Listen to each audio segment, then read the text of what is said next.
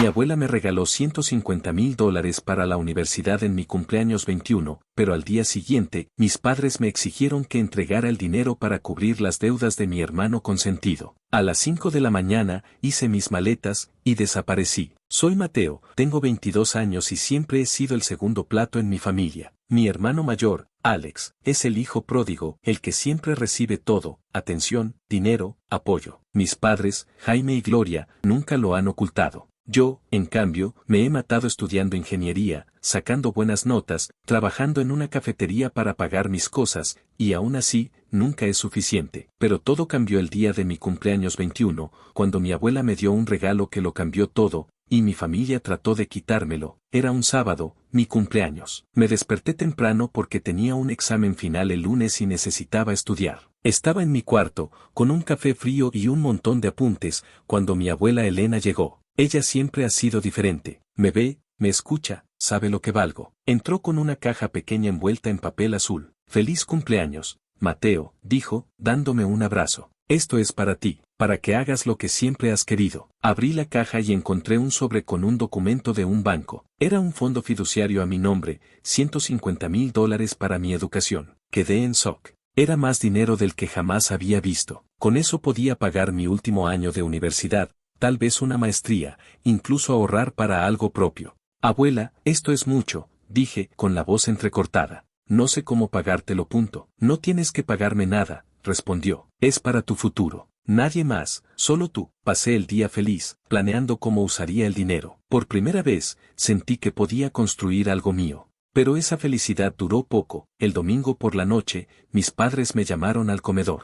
Alex estaba allí, sentado en el sofá, mirando su teléfono con esa actitud de siempre, como si el mundo le debiera algo. Mi madre estaba seria, y mi padre parecía enojado. Supe que algo malo venía. «Mateo, sabemos lo del fondo de tu abuela», dijo mi padre, directo al grano. «¿Cómo lo saben?», pregunté, sorprendido. «No importa», cortó mi madre. «Ese dinero puede salvarnos. El negocio de Alex está en problemas, y si no pagamos las deudas, lo perderemos todo». Miré a Alex, que ni me miró. Siempre ha sido así, el consentido que nunca paga por sus errores. Primero fue una tienda de ropa que quebró, luego un food truck que terminó embargado, y ahora una aplicación de comida que no funciona. Siempre es lo mismo, él mete la pata y mis padres lo rescatan. «¿Quieren que use mi fondo para pagar las deudas de Alex?», pregunté, tratando de no sonar tan enojado como estaba. «Es por la familia», dijo mi padre. «Alex tiene un futuro grande, solo necesita ayuda. Tú ya casi terminas la universidad, no necesitas tanto dinero». Eso me dio rabia.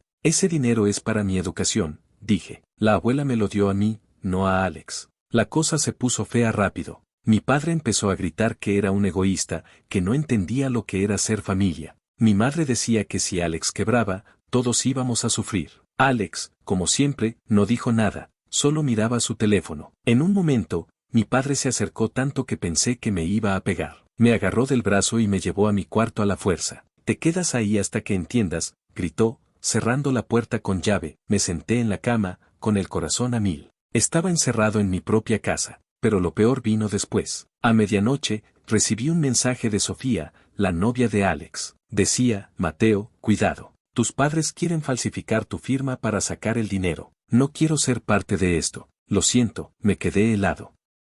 No solo querían manipularme, sino que planeaban robarme. No podía quedarme allí. Tenía que irme. Esperé hasta las 5 de la mañana. La casa estaba en silencio. Saqué una mochila y metí lo básico: ropa, mi laptop, los documentos del fondo y mi pasaporte. Con un destornillador, forcé la cerradura de mi cuarto. Cada ruido me ponía los nervios de punta, pero logré salir. Bajé las escaleras despacio, evitando los escalones que crujían. Cuando llegué a la puerta principal, dudé un segundo. Esa casa nunca fue un hogar, pero era lo que conocía. Sacudí la cabeza y salí, corrí a la parada de autobús más cercana. Mientras esperaba, llamé a mi abuela y le conté todo. No me dejó terminar. «Ven a mi casa ahora», dijo. «Aquí estarás a salvo». El autobús llegó, y me subí sin mirar atrás. La ciudad estaba oscura, pero yo sentía algo nuevo: libertad. No sabía qué pasaría, pero por primera vez, mi futuro era mío, cuando llegué a la casa de mi abuela, ella me esperaba con un té caliente. Me abrazó y me dijo que todo iba a estar bien. Me contó que ya sabía que mis padres podían intentar algo así. Por eso había puesto el fondo a mi nombre, con candados legales para que nadie más pudiera tocarlo. Duerme un poco, Mateo, dijo. Mañana empezamos a planear tu vida nueva.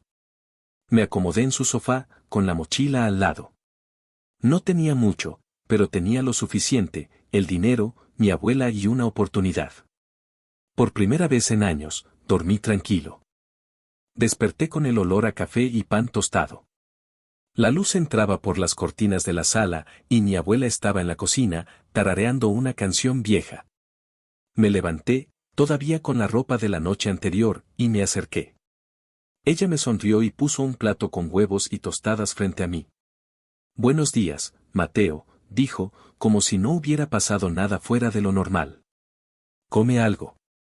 Hoy tenemos mucho que hablar, no sabía por dónde empezar. Todo lo que había pasado en las últimas 24 horas parecía un sueño extraño, el fondo fiduciario, la pelea con mis padres, el mensaje de Sofía, mi escape a las 5 de la mañana. Pero ahí estaba, en la casa de mi abuela, con una taza de café en la mano y un futuro que, por primera vez, sentía mío. ¿Qué hago ahora?, pregunté, mientras untaba mantequilla en una tostada.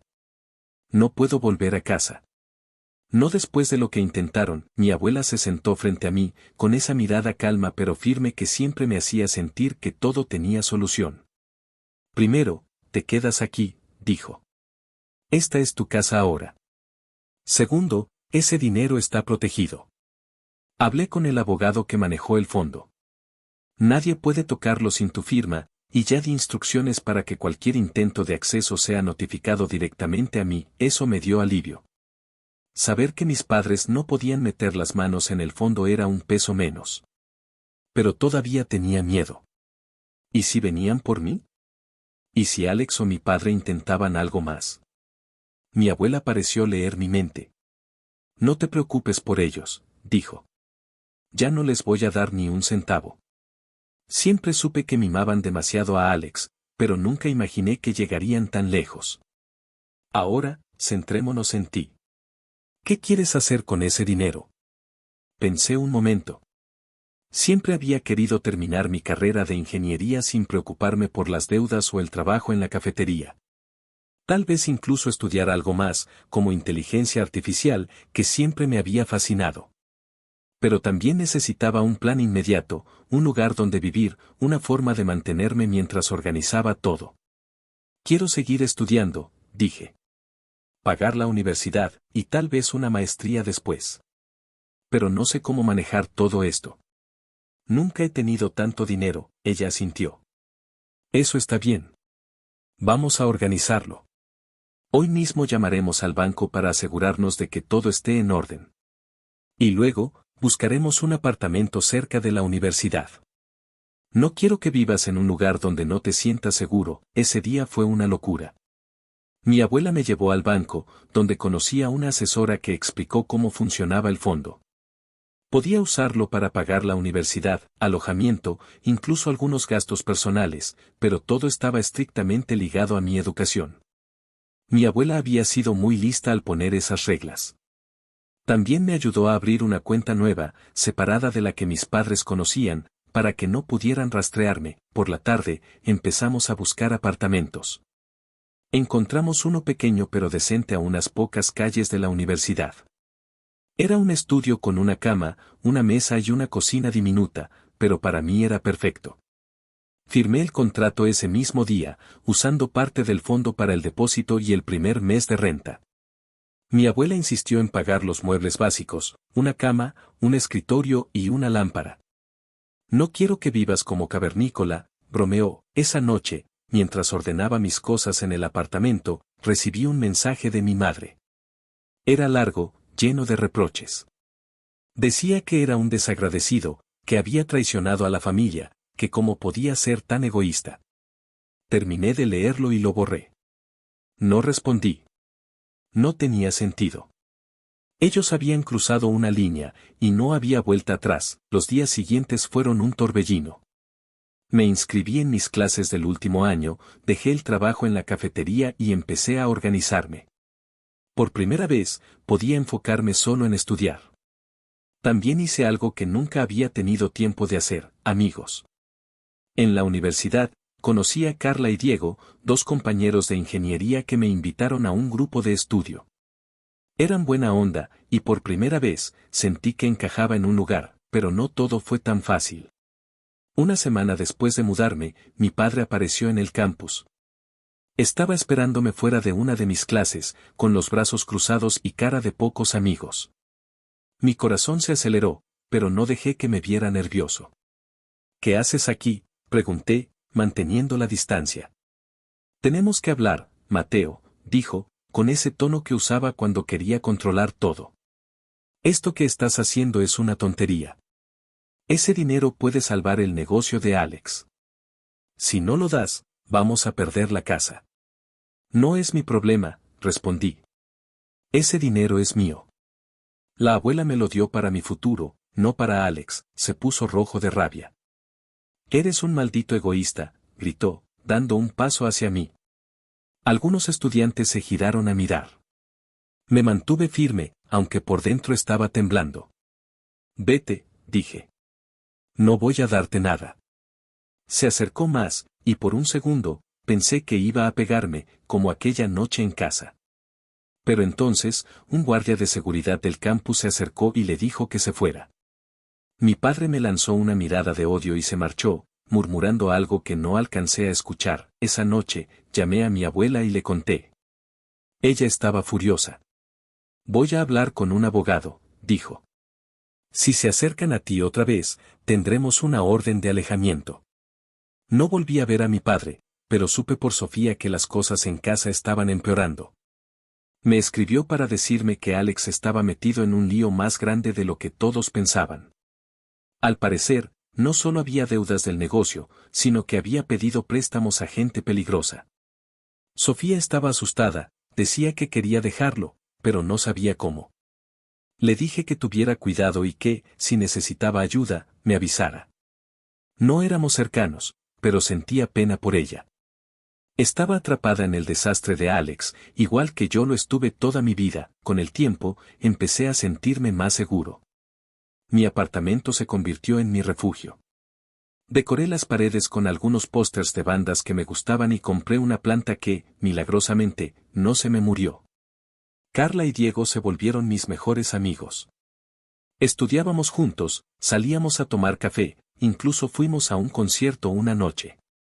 Era la primera vez que sentía que tenía una vida propia, no una que girara alrededor de Alex o las expectativas de mis padres. En la universidad, mis notas seguían siendo buenas, y uno de mis profesores, el doctor Ramírez, notó mi trabajo en un proyecto sobre inteligencia artificial.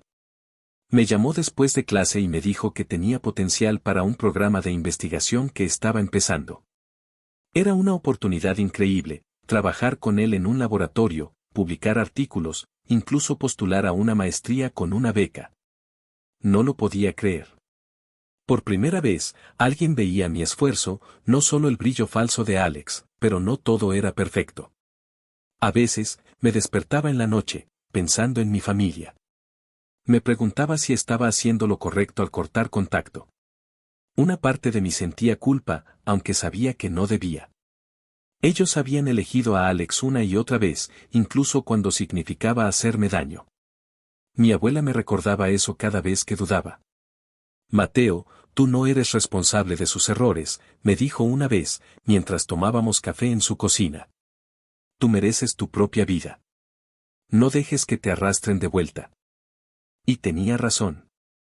Pero aún así, no podía evitar preguntarme qué estaba pasando con ellos. Un día, recibí un correo de mi madre. Era corto, casi frío. Decía que habían perdido la casa y que estaban viviendo en un apartamento pequeño. Alex estaba trabajando en algo nuevo, pero no dio detalles. Terminaba pidiéndome que reconsiderara lo del dinero. Es por la familia, escribió. Lo leí y lo borré.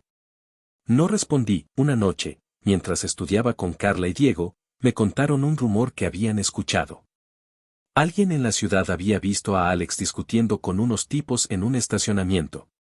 No sabían más, pero no sonaba bien. Sentí una mezcla de preocupación y alivio. Preocupación porque, a pesar de todo, era mi hermano. Alivio porque ya no era mi problema, mi vida seguía adelante. Me mudé por completo al apartamento, y mi abuela me visitaba a veces, trayendo comida casera que me duraba días. Empecé a trabajar en el proyecto con el doctor Ramírez, y cada día sentía que estaba más cerca de mi sueño. Pero también sabía que esto no había terminado. Mi familia no iba a rendirse tan fácil, y Alex, con su historial, probablemente estaba metido en algo peor de lo que imaginaba. No sabía cuándo ni cómo, pero algo me decía que volvería a escuchar de ellos. Por ahora, me enfocaba en lo mío. Tenía mi apartamento, mis amigos, mi abuela y un futuro que, por primera vez, sentía que podía construir yo mismo. Pero en el fondo, siempre estaba listo, esperando el próximo golpe. Los meses siguientes fueron una mezcla de calma y tensión. Mi vida había cambiado tanto que a veces me costaba creerlo. Me levantaba cada mañana en mi pequeño apartamento, hacía café y estudiaba hasta tarde. Carla y Diego se habían convertido en mi familia elegida. Nos pasábamos horas discutiendo proyectos, riendo en la cafetería del campus o viendo películas malas en mi sofá. El proyecto con el doctor Ramírez iba viento en popa.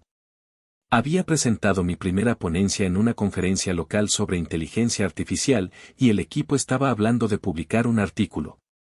Por primera vez, sentía que estaba dejando una marca, que mi trabajo valía algo, pero no podía bajar la guardia. Sabía que mi familia no iba a desaparecer tan fácilmente. Mi abuela me mantenía al tanto, mis padres estaban furiosos porque ella les había cortado toda ayuda financiera. Alex, según rumores, estaba cada vez más metido en problemas.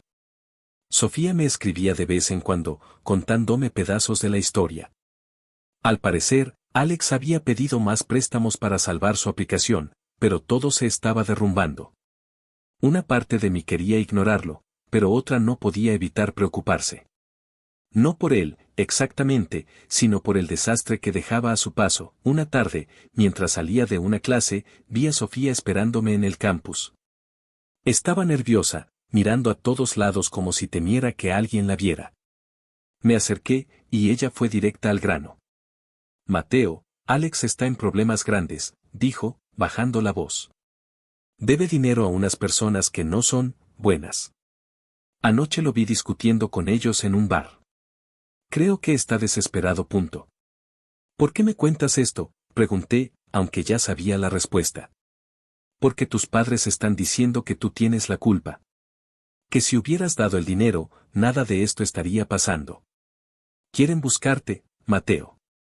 No sé qué planean, pero no es bueno. Le agradecí por avisarme, pero le dije que no quería involucrarme. Sofía, lamento que estés en medio de esto, pero no es mi responsabilidad. Alex hizo sus elecciones, ella asintió, con los ojos vidriosos. Lo sé. Solo, ten cuidado, ¿sí? Esa noche, no pude dormir. Me quedé mirando el techo, pensando en cómo mi familia seguía intentando arrastrarme a su caos. Llamé a mi abuela y le conté lo que Sofía me había dicho. Ella no se sorprendió. Ya era hora de que esto explotara, dijo. Alex ha estado viviendo de mentiras toda su vida. Pero tú no vas a pagar por eso. Mañana hablaré con el abogado otra vez.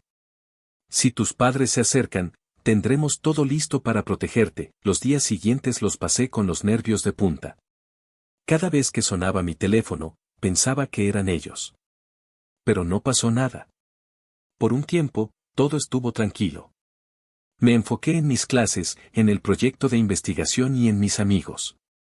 Carla me convenció de unirme a un club de programación y Diego me arrastró a un partido de fútbol amateur los fines de semana.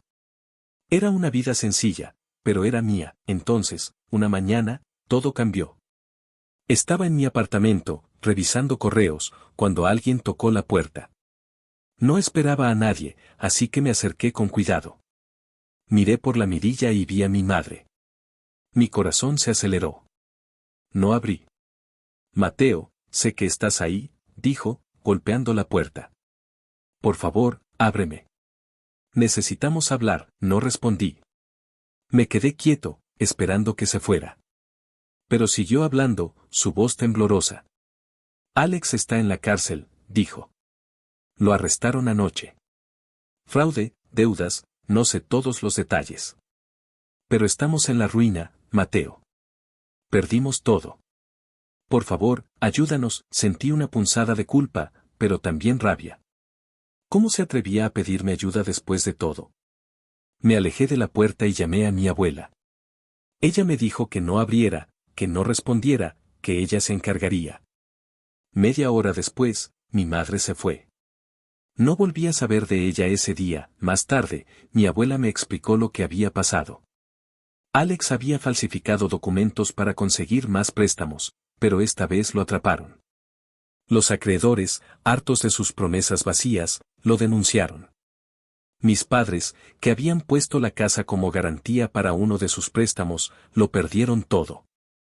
Ahora vivían en un apartamento alquilado, apenas sobreviviendo. Una parte de mí sintió lástima, pero otra estaba harta. Ellos habían elegido esto.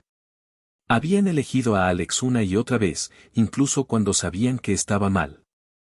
No te sientas culpable, Mateo, me dijo mi abuela esa noche, mientras cenábamos en su casa. Tú no los pusiste en esa situación. Ellos solo se hundieron, tenía razón, pero no era tan fácil apagar esos pensamientos.